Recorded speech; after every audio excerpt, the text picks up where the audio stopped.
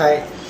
நம்மளுடைய சப்கான்ஷியஸ் மைண்டில் நம்ம எதை நினைக்கிறோமோ அது அப்படியே நடக்கும், அது அப்படியே ரெஜிஸ்டர் ஆகும். ஏன்னா பிகாஸ் நம்மளுடைய சப்கான்ஷியஸ் மைண்டு எந்த கிரிட்டிசிசமும் பண்ணாது, அதில் எந்த அப்ஜெக்ஷன்ஸும் இருக்காது. நம்மளோட திங்கிங் தாட்டு நம்மளுக்கு என்னவாகும் நம்ம நினைக்கிறோமோ அதை அப்படியே பிரதிபலிக்கும்.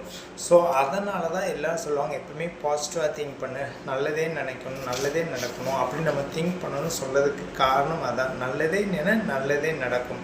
ஸோ அந்த பர்பஸ் ஃபார் அந்த தாட் இதுக்காக தான் சொல்கிறது. ஏன்னா நம்ம சப்கான்ஷியஸ் மைண்டு நம்மளுடைய ஆக்டிவிட்டி, நம்மளுடைய திங்கிங், நம்மளுடைய செயல்பாடு எல்லாமே ஆட்டோமேட்டிக்காக ரிஜிஸ்டர் ஆகிடும். ஃபார் எக்ஸாம்பிள், இப்போது நீங்கள் என்ன ஆகும்னு நினைக்கிறீங்களோ அதை கண்டினியூவாக அட்லீஸ்ட் ஒரு நாளைக்கு ஒரு 50லேருந்து 60 தடவையாவது அதை சார்ந்த சிந்தனைகளை நீங்கள் வளப்படுத்தும் போது கண்டிப்பாக அது கோலை அச்சீவ் பண்ண முடியும். பட் அதுக்காக நீங்கள் எஃபோர்ட் போடணும். பட் ஆனால் நீங்கள் சப்கான்ஷியஸ்